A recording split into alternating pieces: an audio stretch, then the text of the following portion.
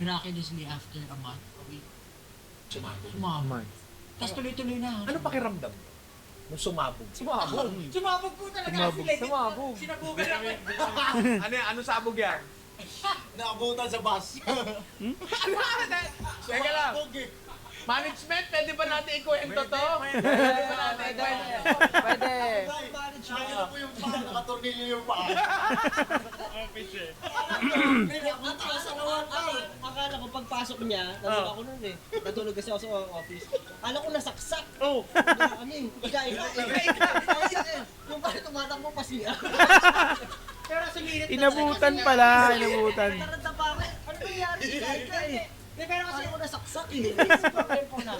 Like, ako kasi nakatira ako sa Cavite. Imos Oh. Cavite. Layo. So, ang binabiyahe ko, Oh, yun. 2 hours.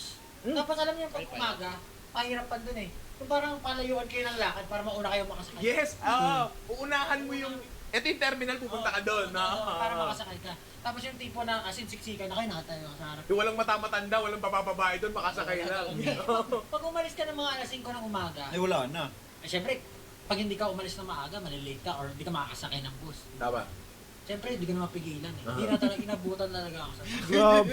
Pag ko, sumirit na talaga. Sumirit, pagbaba mo ng jeep, ng sasakyan. Grabe kahiyan yun. Pagka nabaho, syempre, no?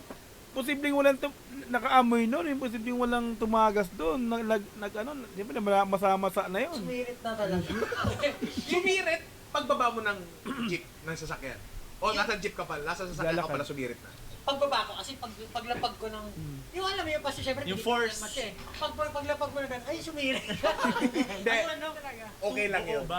Buo ba? Liquid talaga. Tagas yun. Bakit naman kung buo? Hindi, kasi pag buo, pwede mong kunin na lang. Oo, yun eh. mas okay kung buo. Kaysa... Bukod sa paghihirap ng